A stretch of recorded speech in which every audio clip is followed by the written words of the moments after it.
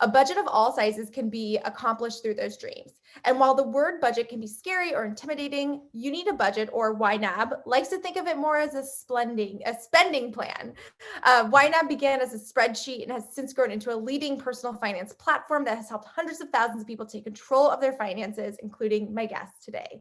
Today, I'm joined by Ashley Brooke, the founder of design and lifestyle blog, Ashley Brooke Designs, for our third and final episode of the WorkParty and YNAB Budget broadcast series. Not only is she dedicated to all things fashion, beauty, home, and DIY on the blog, she's also passionate about budgeting and loves teaching her audience on how to find fun and joy in managing their finances.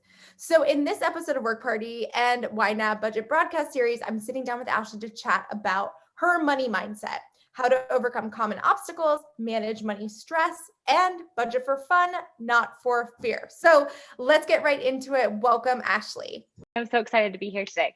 Awesome. So your blog has been so inspirational to readers who are interested in design and turning their passion into a profession. But for those who may not know you, can you give a quick introduction, share the inspiration behind your blog, and tell everyone what you do? Yeah, of course. I've actually been blogging since the very early days of 2008, 2009.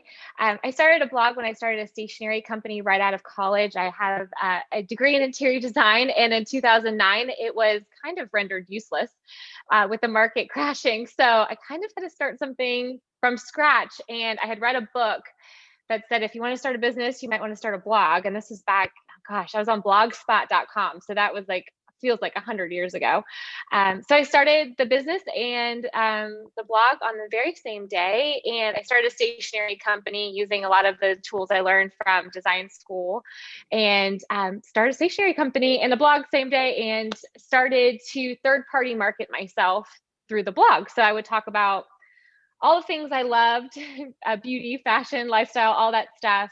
And then one day a week, I would talk about my products. And it's so funny. It just kind of snowballed effect after that. Within a year, it was my full-time job, the stationery company was. And then when I met my husband, it's so funny. He was like, you are blogging 5 days a week. Why are you not monetizing this? And I was kind of like, well, I am, because people are buying my products. But at that point, we had a large retail situation happening. We were selling wholesale, all this stuff. And I was like, oh, but I am, because the blog is, having people come over to the site and purchase. And he's like, well, we should put some muscle behind the blog and see what it can do. So I'm so grateful he did that.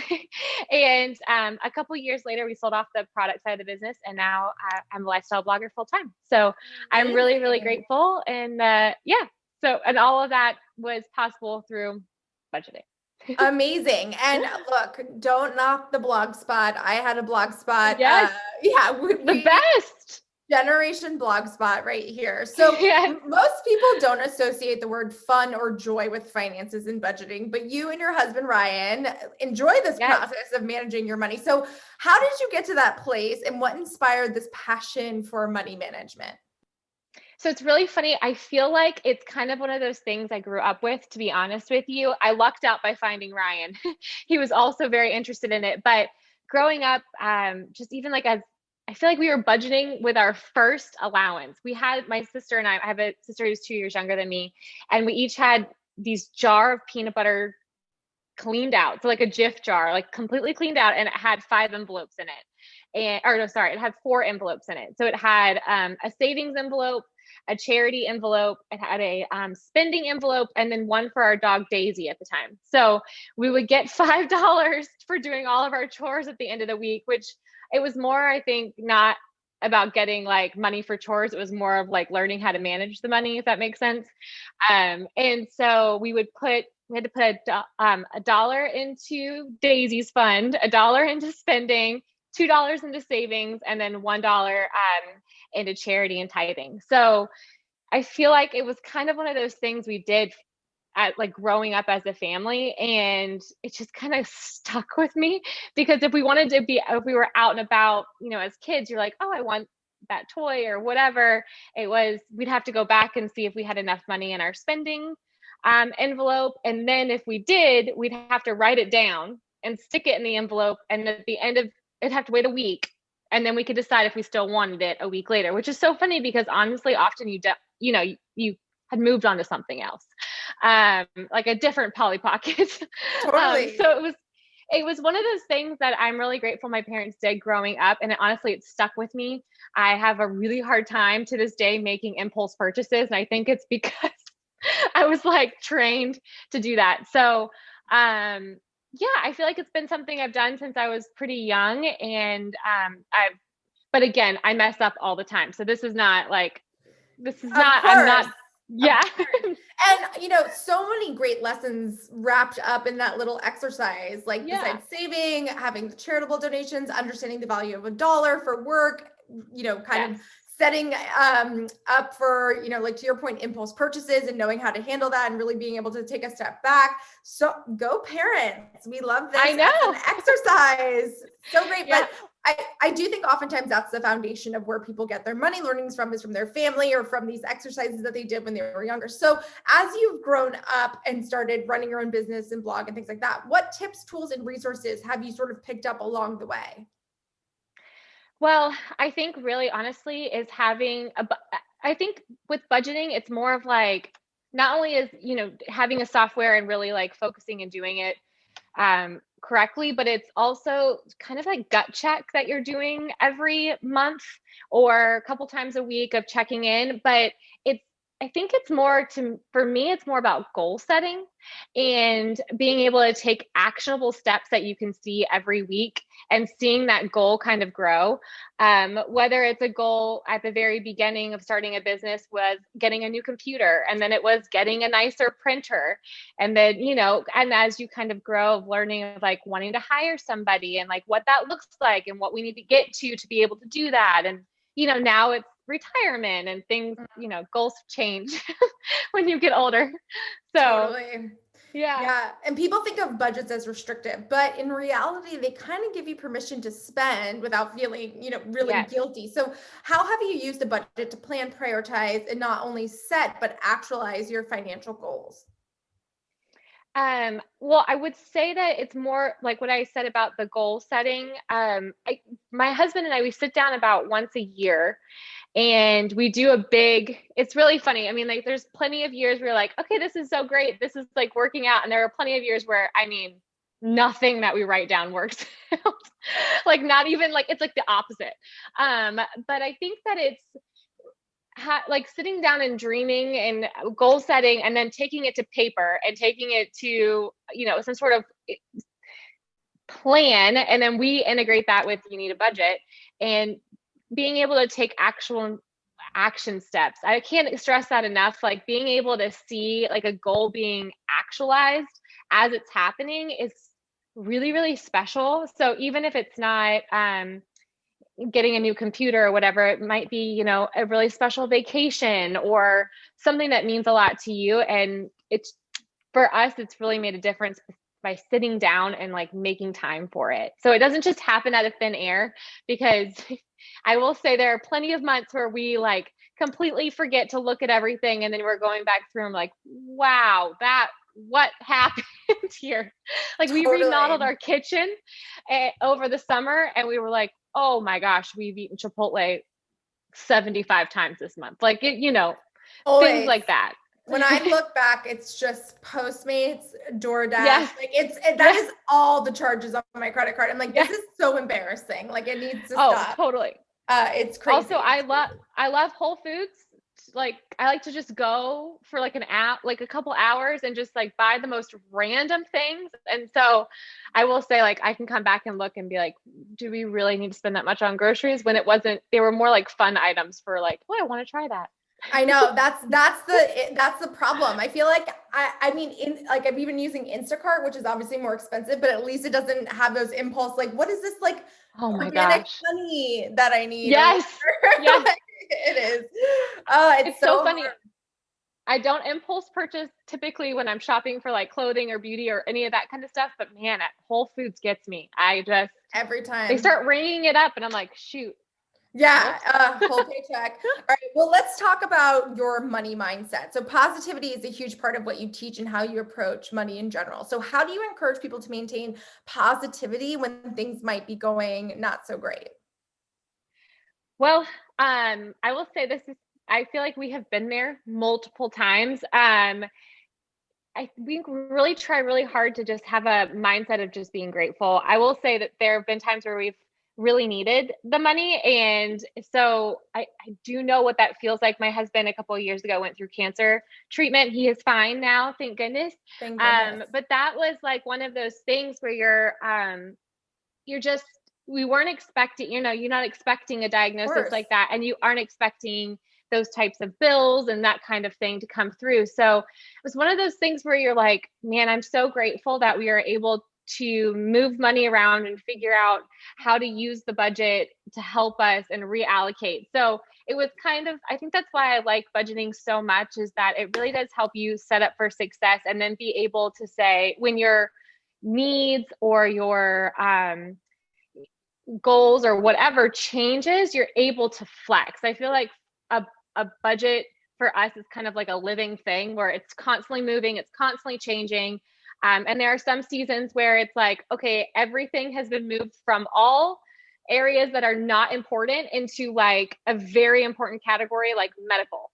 And so for us, it's just been one of those things where we have managed little and we've managed enough. And so I feel like being just grateful for what you have, and Yeah. putting a name to every dollar really does help, and feeling like grateful for all of the dollars, Yeah. All of the especially when you dollars. need them. Exactly. Yeah. Like I think a medical emergency like that is so often a one that can really just throw people off. Like I know Oh, someone who totally. had like a random bike accident, but their hospital bills were so huge, it like Oh, completely set them totally. back. So you never know. And even looking back at 2020, that really was, it was either a great year for some people or a horrible year for some people. And Oh, like, totally. it was trying to figuring out that navigation of like, where do you dip into that emergency fund, if you will. So what are Yeah. some of the roadblocks, obviously we talked a lot about the medical one, but that you're noticing people encountering when it comes to money and their mindset and getting on a good path? Well, I would say just personally, like my own personal roadblock, because I feel like it's different for everybody, but maybe this could be also generalized. It's the fact that it's frustrating when you have to get over the fact that it will never be perfect. And I think that for a lot of us who like to, well, especially for me, I like to write something down, like work on the budget and then cross it off the list and be like, okay, well, I did it. It doesn't work that way. And it's never going to be quite right. Like we never nail it 100% every month. We're always over in some area or another. And so it's one of those things that can be kind of frustrating if you don't go into it with a mindset of like, this is a living organism and it will forever be, and it will forever like change and ebb and flow. So there's that. And I think too, being aware that there's constantly going to be things that pop up that are not like a line item for you, and not letting that be like, okay, well, now that that's already happened and we have no line item for that, or we have like something came out of the blue, whether it's, a medical emergency or like a concert that you wanted to go to, something super fun. And you just like, well, I kind of blew my budget, so I'm not going to go back and figure it out. You know what I mean? Mm, And so I think that that's kind of one of those things where even I get into that trap where it's when we did our kitchen renovation where I was like, well, I don't even want to look at it because I know we have eaten out 3 meals a day for the past 2 months. So, but just kind of like giving yourself grace and getting back into it. I don't know. Does that make sense? yeah, yeah. Knowing it's not going to Okay. be perfect is important. Also, that things oftentimes, like when you were saying the kitchen renovation, my Yeah. assumption was that went way over budget for, whatever Yeah. reason, because oftentimes it's like Yeah. those home projects just build up, build up, build up. But it's also understanding that Totally. you're putting equity into your house for the longer term and there's investment and Yeah. value there. It's not like you're again going to 19 concerts in a month, which again, Right. you do you if that's like where you Okay. want your money to go. But no, I think that's so important. So let's talk about sharing a budget with your partner, and specifically how to use YNAB with your partner, because I think this is such a great exercise, whether it's a business partner or a romantic partner. One of the most stressful parts about budgeting and managing money is doing it with someone else and being on the same page about it. So how do you and Ryan manage the budget together? And do you have any like routines or rituals that you have? 100%. I think it can be so, so difficult and it can be scary. So I think all of those feelings are totally valid. For Ryan and I, we actually enjoy budgeting. So we might be those weirdos who enjoy doing it, but we do once a year, like I said earlier, we definitely do like the big kind of, we do like a plan, like a life plan for the year of like goals. And we do not only like financial goals, but like fun goals of like, we want to do this vacation or we want to go here. We want to see these family members like travel or whatever. Obviously last year, none of those things happened. But anyways, we do that. And so that's kind of fun because we make it a whole weekend. We take the whole weekend, we go somewhere fun, fancy, drink wine and chat about our goals. So it's like, it gets us excited. And then we go home and like actually start doing like the line item budgeting, which makes it just feel more of like, it makes it feel more special and less like, okay, we're really going to need new tires this year. Yeah. You know what I mean? So even though like, well, we did talk about that over appetizers and that was kind of fun. So like it ends up being like a thing. We also try to sit down once a month and just go through it. Ryan, it has a finance background, so he definitely really enjoys the budget. And I would say he takes like ownership of most of the reconciling and like all of that. But I am definitely there at least once a month going through and seeing like what's going on. But yeah, I would say that for us, it's mostly trying to have open communication, but starting, I think as a couple, whether business partners, husband and wife, whatever, I feel like it is so important to start small. So I think a lot of people might go in saying like, let's go in with like a full budget. Let's redo everything on both of our sides of our finances. And that can be so defeating. So if you are nervous about it, I think taking like small bites is super important. So even just to keep like a business partnership, just figuring each other out, you know? Yeah. So do you find that you guys are always on the same page, or have you come into, sort of situations where you're like, I really think we should spend on this and he doesn't think we should, or something like that? Yes. No, we are not always on the same page. I would say for the most part, we are. I'm definitely far more frugal than he is. Even though he loves finance and is like kind of like a numbers nerd, he is more apt to like buy something large without telling me. Does that make sense? And I'm more apt to like never buy anything ever.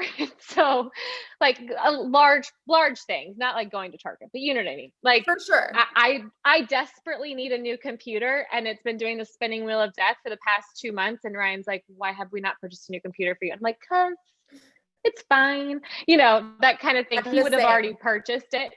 So and he's like, he would just go ahead and get it, which is probably the correct thing to do. So we have I would say we have like a limit of where we're like, okay, this is something we'll definitely need to talk about, like a money, like a number limit. Like if it's over a certain amount, we try to have a conversation before someone just pulls the card out. But for the most part, I feel like we're pretty much on the same page, especially because we try really hard to be on the same page. It doesn't just happen like in a vacuum, for sure. We spend the time to get on the same page about it, which sometimes is like a harder conversation. But I would say for the most part, we're fairly like, but it's because we talk about it. No, for sure. I mean, I'm the same way with my computer. It was like the spinning wheel of death. I'm like, I just got this computer. It's brand new. And my husband's like, check when you got it. It's like 2015. He's like, I know. This isn't new. Listen, I'm going on Friday to get the new one comes out on Friday because mine is from 2015 too. Look, I wore that thing into the ground. Like it barely is on by a thread anymore, but I did get a new computer and it was worth it. Oh, good. So now I'm upgraded. We're doing it. Good. So is there any specific questions you think, whether it's a business partner or a romantic partner, you should bring to the table and ask when you're going through these sessions? I would say, well, I think for both a romantic partner and a business partner, just talking about what your dreams are, what your goals are, because you know what, they're different. Like, and that's what's so interesting. Like, even if you're aligned on a lot of things, we're all so different. And even for Ryan and I, like, I would say like I think a lot more, I think more short term than he does. And he Mm, is much more of a long-term thinker. So for him, it's like, he's always thinking about retirement. He's always thinking about all those things. And I'm thinking, well, okay, but next year I want to do this.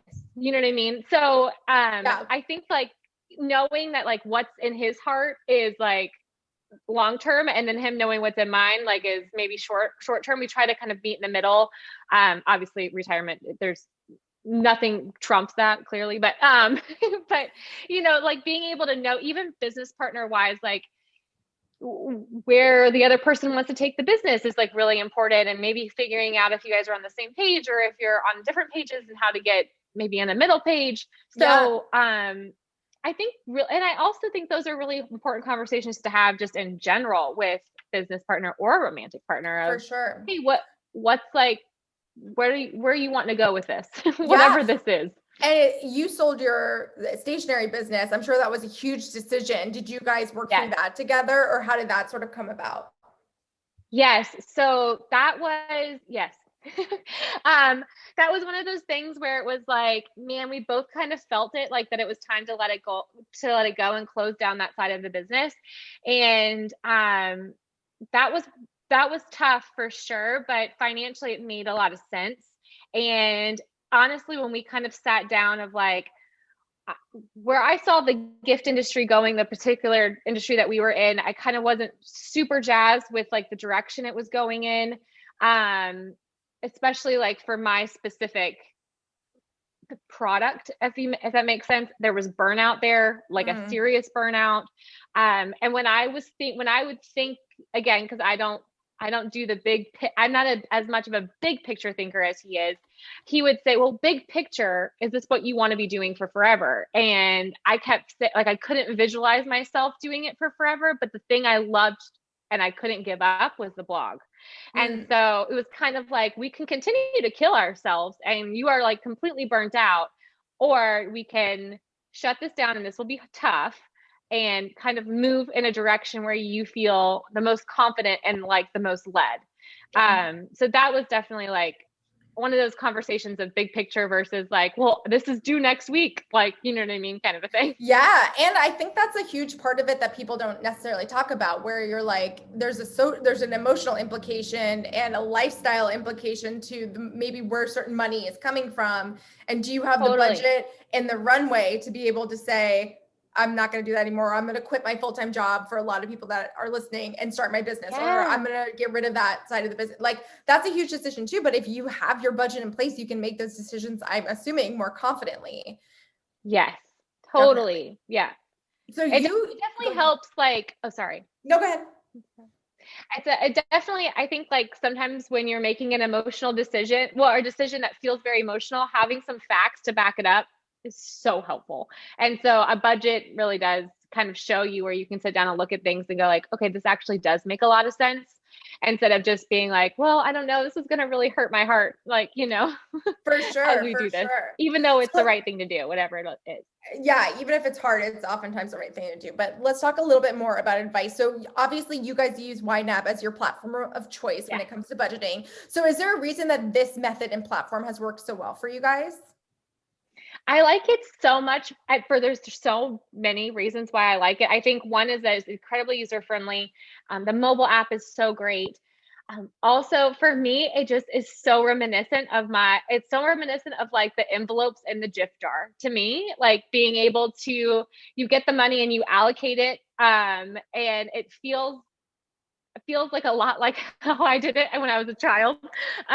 So it makes sense. I also love that there's, not only like are there great resources online, but their YouTube channel, like if you are like considering doing it, their YouTube channel is awesome. Like it's actually spectacular.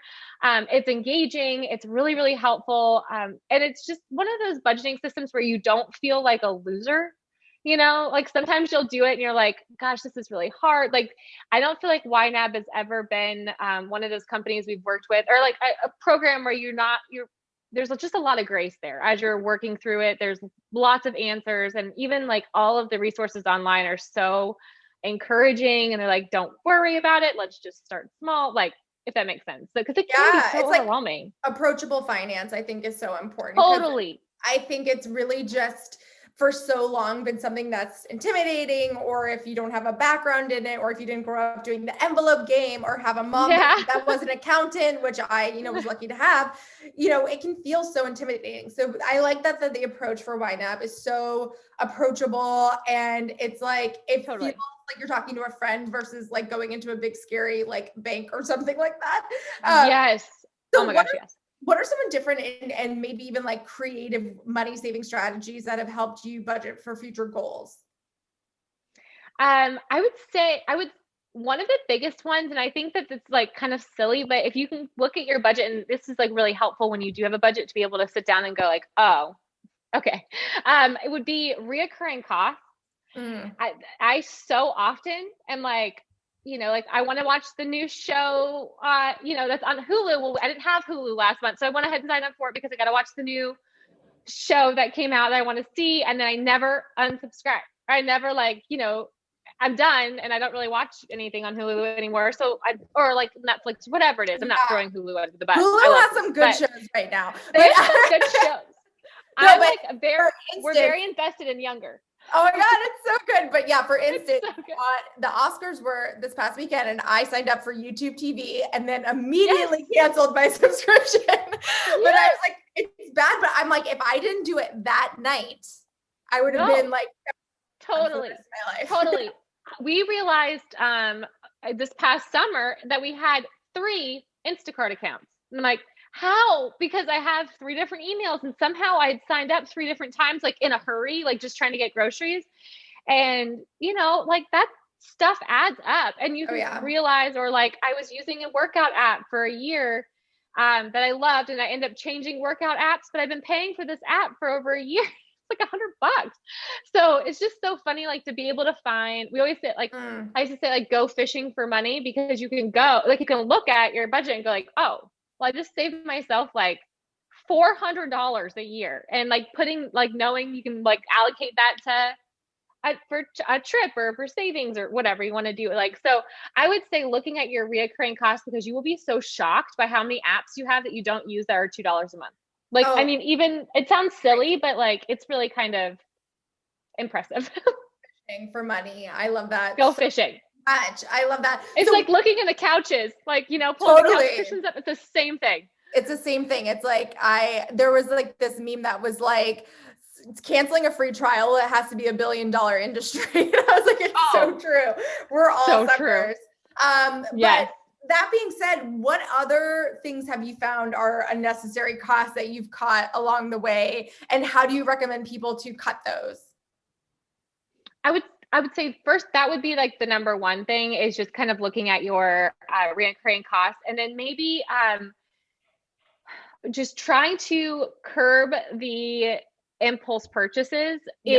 I mean, that's the toughest one. I will say I have a harder time impulse purchasing in person, but I do not have as much of a harder time doing it online. Just because it doesn't feel, if they already have my credit card number, it just like doesn't feel like as transactional. Does that make sense? Like, it's like I can just push the buy now. Yes. Yeah. And if I'm like at Target, I will often like do the thing where I walk around and put everything in my cart and then take it all back, and then like, check out with just a couple things, because then I feel bad about it. But not online. Online, I'll just add it in. So I think it's kind of having that gut check of impulse purchasing is really helpful, because you won't realize like how that does add up.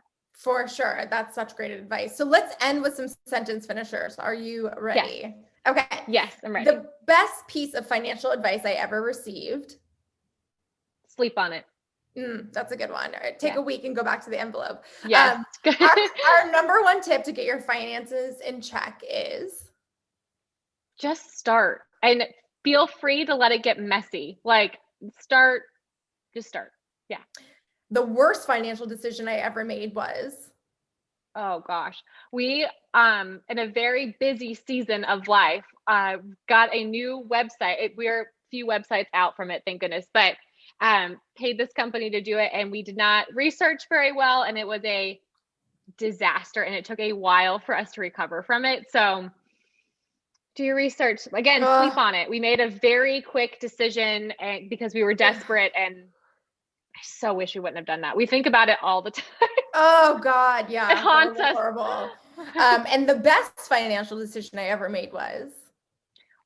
Definitely our house. But I will say, not just, I know like a house feels very like generic, but we have this little house and we love it. But when we redid our backyard a couple of years ago, my husband did a DIY and we redid it. And I feel like the money that we poured into the backyard, it started to trigger something in us like, oh, this is going to like, this money we're spending is actually going to make us money. Does that make sense? Yes. Yeah. So not only the house, but I think like investing in the assets that like accrue income. Absolutely. Or accrue. Yeah.